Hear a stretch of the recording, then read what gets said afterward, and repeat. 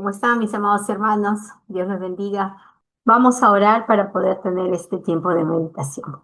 Gracias te damos, Señor, en el nombre de Cristo Jesús, Señor eterno. Gracias porque eres bueno en gran manera con nosotros. Padre eterno, Dios de toda gloria, ayúdanos, Señor, en todo tiempo a hacer tu perfecta voluntad, Señor. Tú sabes, Señor, que muchas veces en nuestra naturaleza, Señor, todavía te fallamos.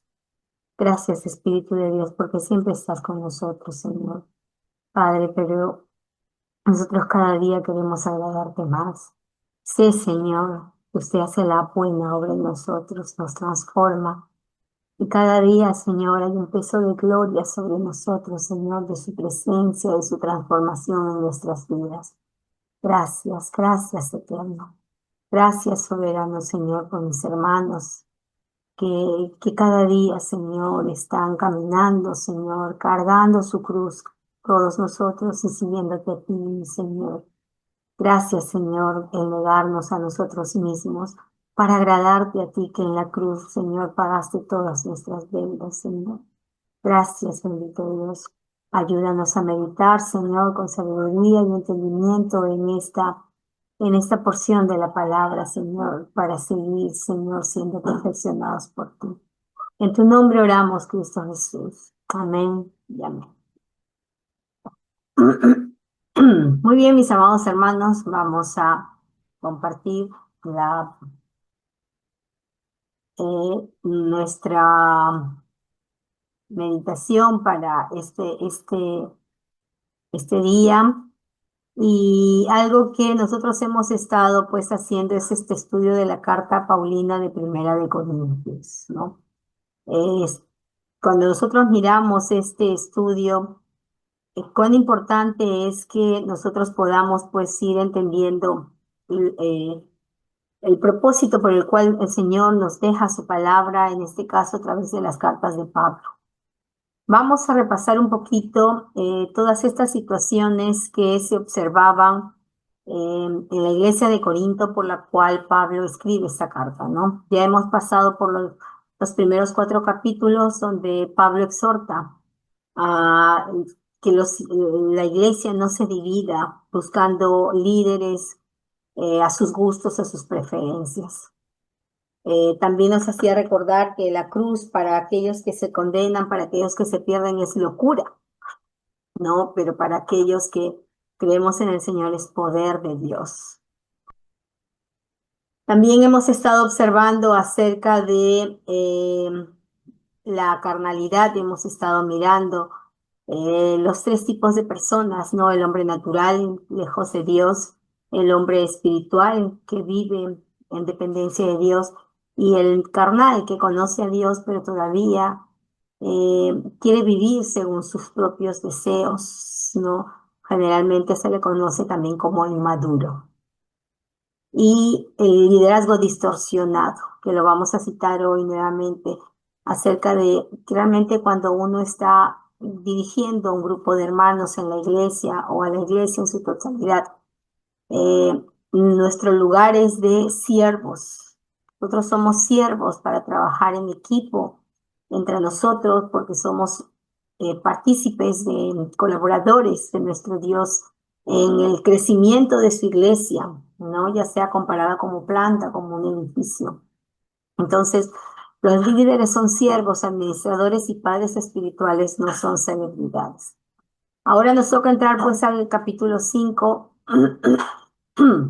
y aquí vamos a ir observando 3 aspectos. El primero es sobre un pecado sexual grave que ha sido tolerado por la iglesia.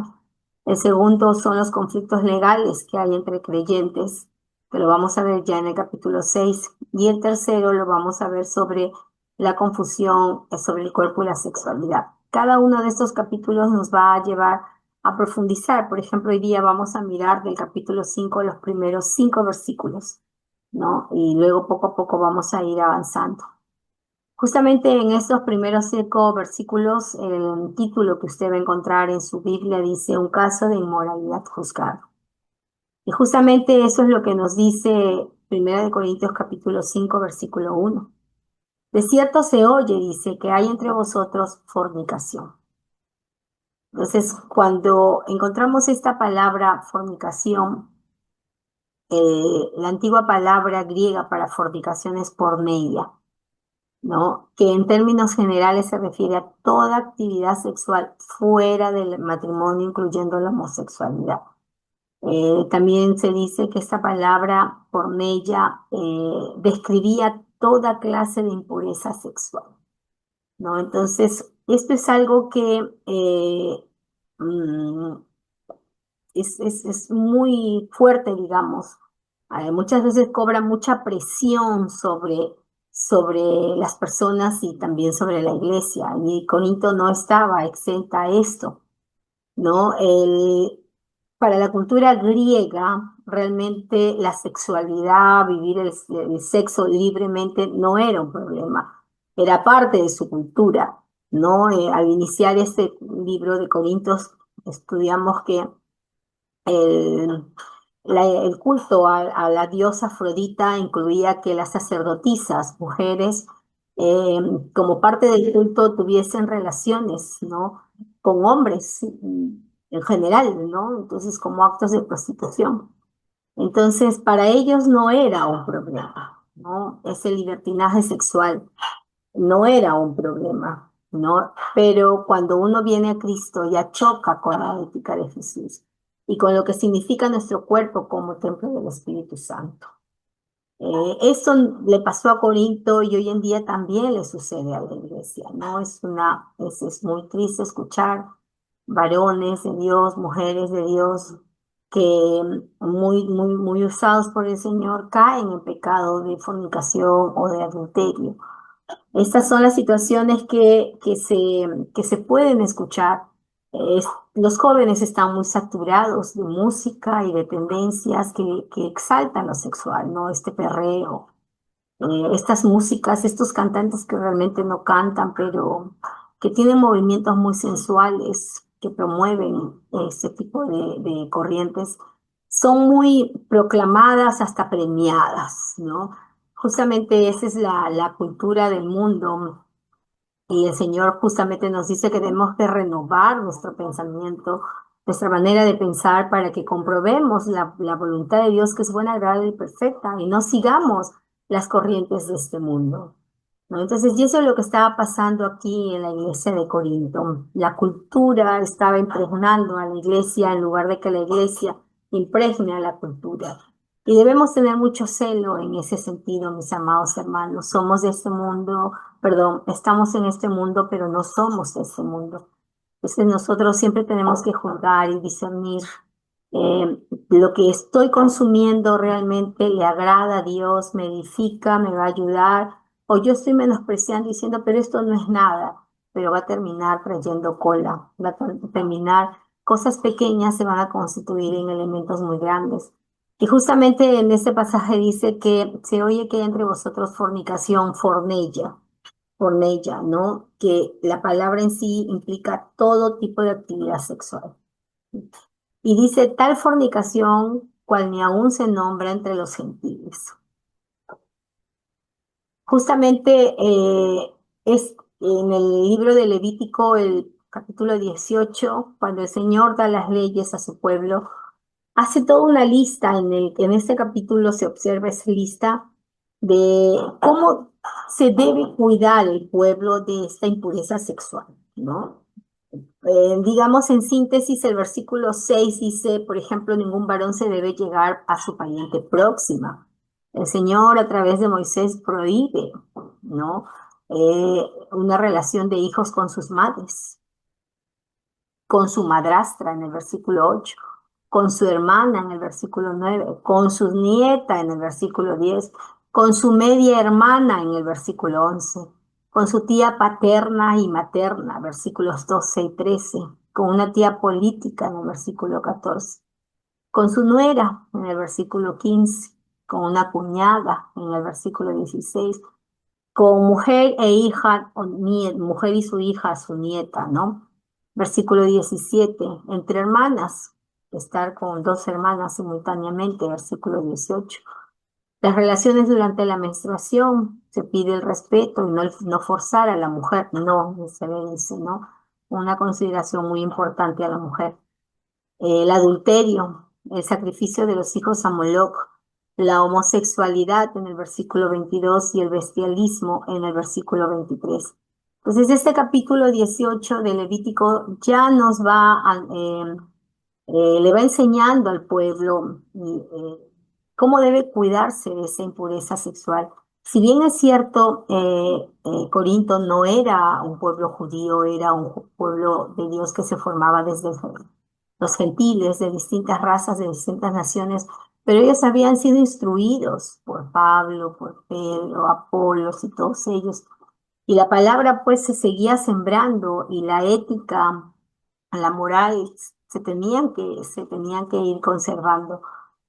Entonces aquí es donde él llama la atención que tal fornicación que aún no se nombra ni entre los gentiles, dice, es la de que alguno tiene la mujer de su padre, ¿no? Entonces, se dice que aún entre estos gentiles que tenían mucho libertinaje sexual, el pensar que un varón pueda estar con la esposa de su papá era inconcebible, ¿no? Entonces, si para alguien que no tiene esa ética cristiana, que no ha sido transformado, que no ha visto esa luz de Cristo para la pureza, esa persona considera que estar con la esposa del padre está terrible. Imagínense qué pasa con la iglesia que está aceptando esto, ¿no? Y justamente es lo que en Levítico, el versículo 17 dice, la desnudez de la mujer de tu padre no descubrirás, es la desnudez de tu padre. Entonces, ahí también lo que Pablo va a observar es que la iglesia está considerando que, bueno, ese es el Antiguo Testamento y que ahora se vive por gracia. Y eso también es algo que hoy en día se escucha, ¿no? Ese es el Antiguo Testamento, hoy vivimos en la gracia. Pero hay conductas, hay moral y hay ética que estén en el Antiguo Testamento o no lo estén, tienen que ver con la convivencia sana, ética, respetuosa, ¿no? Que el Señor ha instalado en nuestros corazones desde que Él nos formó, ¿no? Como, por ejemplo, en nuestra cultura peruana. Sabemos de la tradición prehispánica, antes de los españoles, la tradición inca y las culturas precolombinas manejaban un sistema de leyes. Entonces, ya la palabra dice que el hombre como creación de Dios tiene instalado en sí una conciencia que le hace distinguir entre lo bueno y lo malo, ¿no? Que cuando algo está mal, ya tú mismo percibes lo que está mal, ¿no? Entonces, en el caso del Perú teníamos pues estas leyes de no robes, no mates, ¿no? Perdón, no seas ocioso. Entonces, son ya leyes de pureza para una buena convivencia armoniosa entre todos, que están instaladas ya por ser creación de Dios en nuestra conciencia. Pero cuando ya uno viene a Cristo, es el Espíritu Santo que nos da vida a todo aquello que estaba muerto y nos hace mirar con claridad. Pero ¿qué pasa cuando empezamos a justificar conductas que no son correctas, diciendo que, bueno, ahora se vive en la gracia, ¿no? Y es justamente esto lo que Pablo les va a decir en el versículo 2, 1 Corintios 5:2. Vosotros estáis envanecidos, le dice, están muy sobrados, ¿no? Justamente en el capítulo anterior, el capítulo 4, del versículo 8 al 10, le dice, ya estáis saciados, ya estáis ricos, sin nosotros reináis. Esa es una llamada de atención que le está diciendo Pablo. La iglesia se cree autosuficiente, cree que ha llegado a un punto en que ya no necesita saber nada y sola se juzga. Y eso nunca debemos llegar a ese punto porque nosotros vivimos en un cuerpo, en una naturaleza pecaminosa, que si no mantenemos esa comunión, esa obediencia, ese respeto al Señor y sus mandatos, nos vamos a desviar, nos vamos a desviar. Y eso es lo que le ha pasado, esa es otra de las cosas que le ha pasado a esta iglesia de Corinto. Se desvían, dice Pablo, dice, ya estáis saciados, ya estáis ricos, sin nosotros reina. Ojalá reinases, ahí ya sé, un poco sarcástico. Pablo, para que nosotros reinásemos también con vosotros. O sea, ya alcanzaron el tope, ya están en la cima, ya lo tienen todo, ya lo saben todo. Ojalá que fuese así para que nosotros también vayamos con ustedes a hacer esto.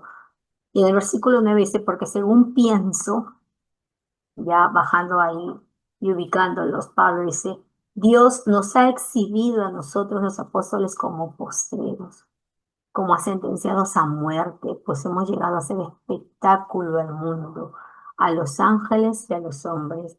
Pablo acá está ubicando realmente lo que vive la iglesia. Si nosotros somos luz, la oscuridad nunca va a querer que la luz brille. Entonces, cuando la iglesia de Corinto va asumiendo que, bueno, está en paz con la gente, porque la cultura convive, no hay oposición, tratan de encontrar puntos de convergencia para mantener una armonía con la comunidad, aceptando sus culturas y todo lo demás. Entonces, Pablo le dice, así no es. Así no es. Según pienso, dice, versículo 9, Dios nos ha exhibido a nosotros como postreros, como a sentenciados a muerte, pues hemos llegado a ser espectáculo al mundo, a los ángeles y a los hombres. Versículo 10, nosotros somos insensatos por amor de Cristo, mas vosotros prudentes de Cristo. Miren, pues, nosotros somos débiles y ustedes son fuertes. Nosotros somos, dice aquí, los honorables, ustedes son los honorables y nosotros los despreciados. Entonces ese era un problema que la iglesia había permitido para sí, el envanecimiento. Se creían superiores, que podían juzgar todas las cosas, pero lo hacían con carnalidad, no sujetos a la palabra de Dios. Entonces habían asumido la gracia como libertinaje. Y ya Pablo más adelante también lo va a decir en sus cartas, ¿no? Que la libertad que tenemos en Cristo no debe ser libertinaje. La libertad del pecado es la que el Señor nos habla, no la libertad para seguir pecando como nos dé la gana. ¿No? Entonces, y aquí el envanecimiento ha nubilado, ha ocultado el entendimiento de la iglesia.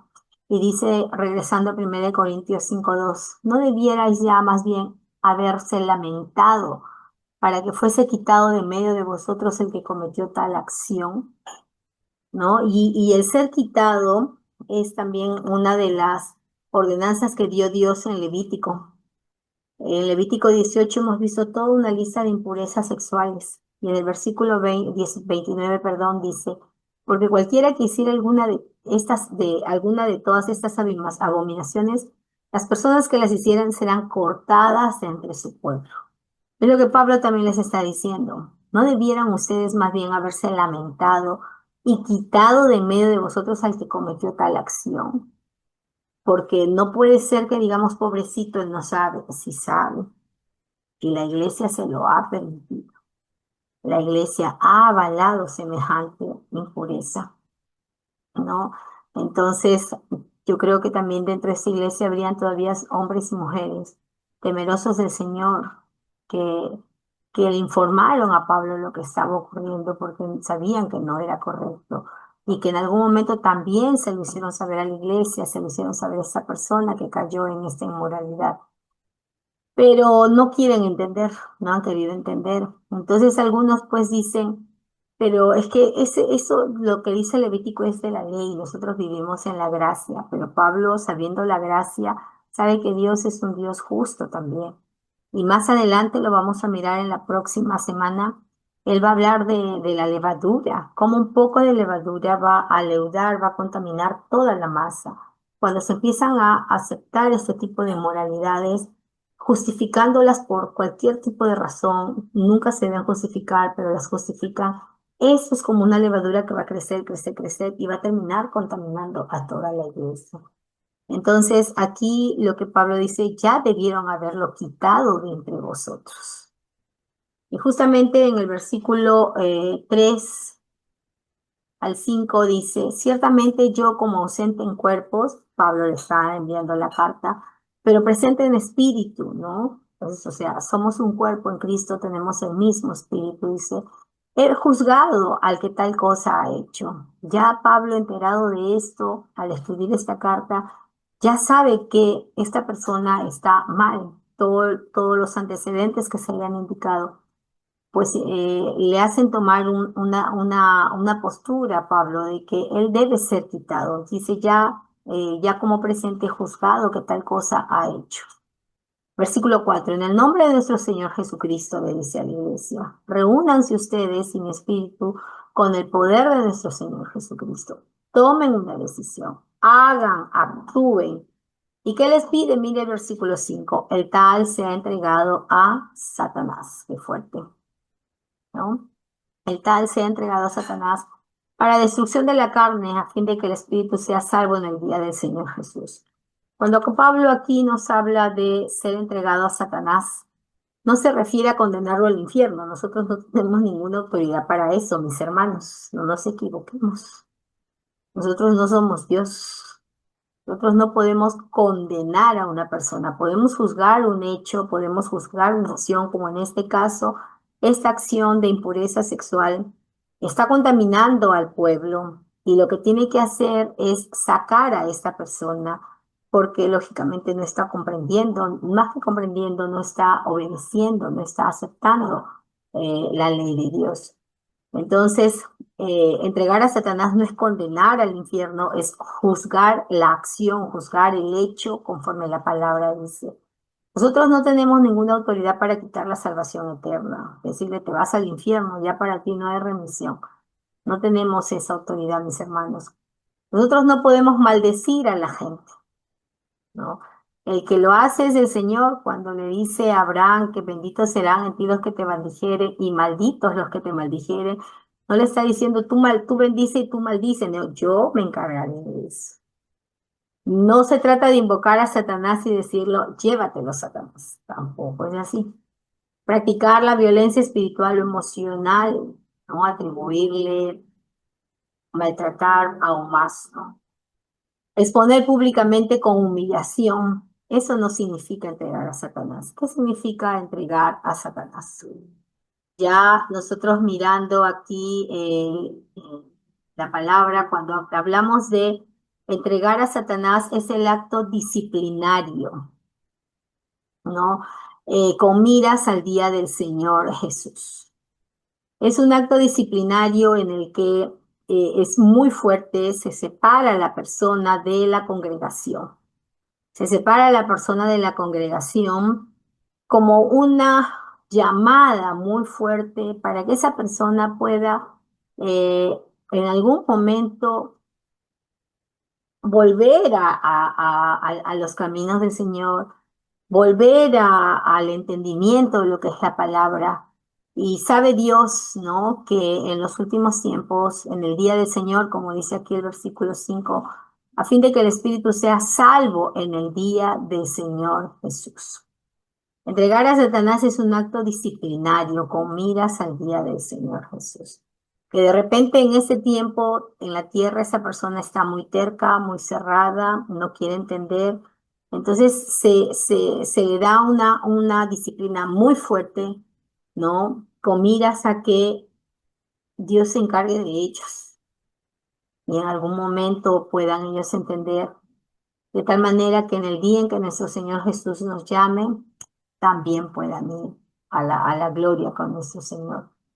La disciplina debe apuntar al arrepentimiento, no a la destrucción.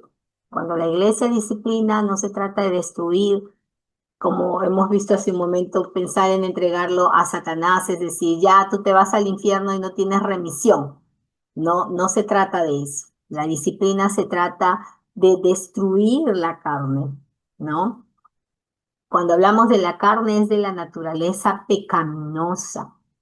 Es como cuando ustedes castigan a sus hijos, muchas veces les llama la atención nada más, pero cuando ya la conducta es muy grave y muy intensa, entonces las disciplinas es muy fuerte, la corrección es muy firme, muy fuerte y va a generar dolor en la carne, va a generar dolor en la carne. Los hijos, los padres, se genera un clima muy, muy difícil, pero cuando se es firme y constante, trae frutos de bendición, porque se está disciplinando esa carne que desobediente, no, que no le, no le va a llevar a un buen fin. Entonces, cuando se nos dice aquí en el versículo 5 tal sea entregado a Satanás, implica eh, un acto disciplinario con la finalidad de que su carne, su naturaleza pecaminosa, pueda sufrir la disciplina, pueda sufrir la corrección y a fin de que, como dice la última parte del versículo 5 a fin de que el espíritu sea salvo en el día del Señor Jesús. Así que si alguno ha pensado que entregar a Satanás es decirle ya no hay salvación para ti, tenemos que ir cambiando un poco nuestra manera de pensar. Nosotros no somos Dios para decir quién se salva y quién no, quién es y quién no, eso escapa a nosotros. Nosotros, eso le corresponde al Señor. Cuando hay que corregir. Y como en estos casos, el acto era muy intenso, muy fuerte, muy contaminante, no ha habido una corrección de la persona, entonces por lo tanto también la disciplina tiene que ser de la misma manera, ¿no? Y eso también está avalado pues con lo que el Señor dio su ley en el libro del Levítico, ¿no? En esa época se expulsaba a la gente del pueblo de Israel, lo sacaban del pueblo. En este caso lo sacan de la congregación, ¿no? Ya, si usted, las puertas del templo nunca se cierran, pero la participación el- la consideración respecto a ser parte de la iglesia, eso ya no, ¿no? ¿Por qué? Por amor a aquellos más débiles, por amor a aquellas ovejitas nuevas, porque si se sigue mirando, poniendo a una persona que continuamente desobedece al Señor, peca abiertamente, se le pone al frente.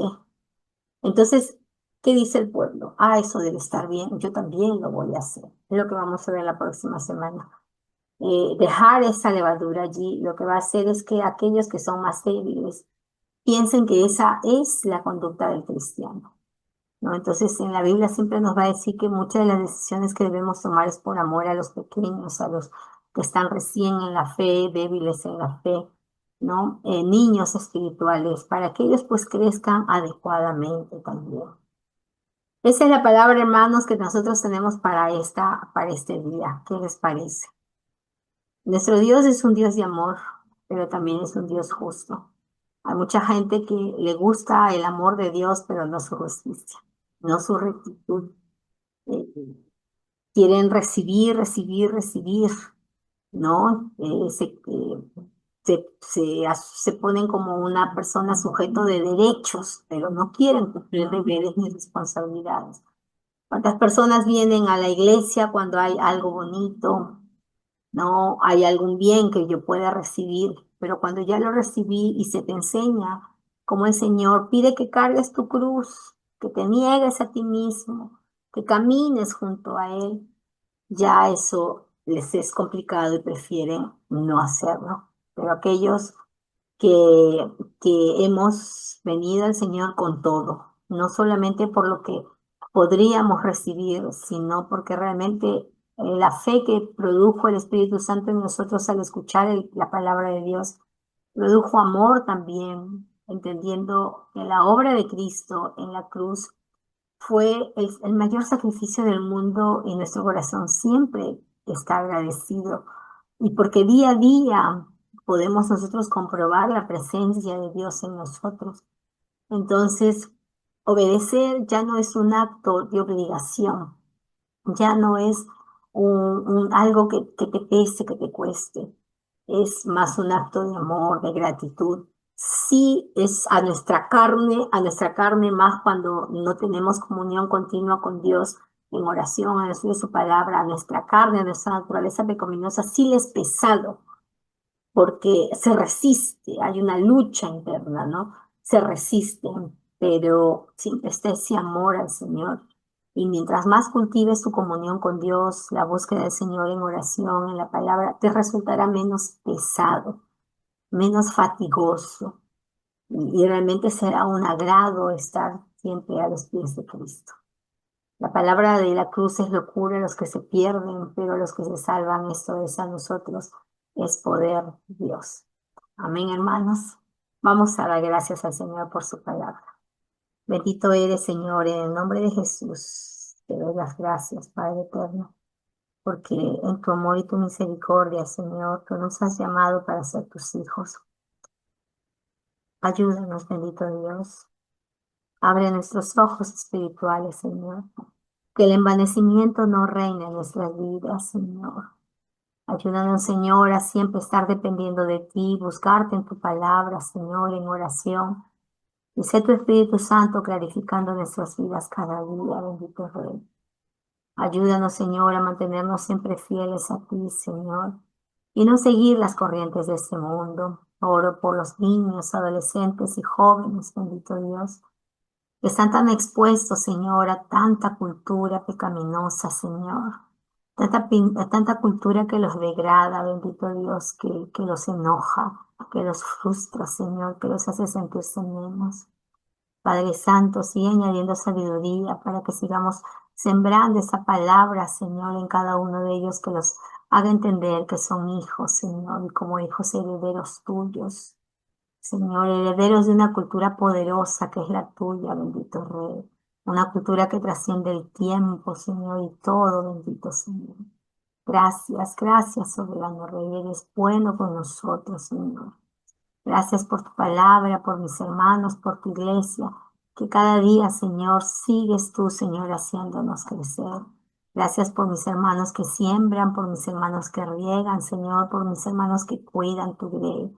Gracias, Señor, gracias. Y conforme tu palabra, sé, Señor, que tú pagarás a cada uno conforme a su obra.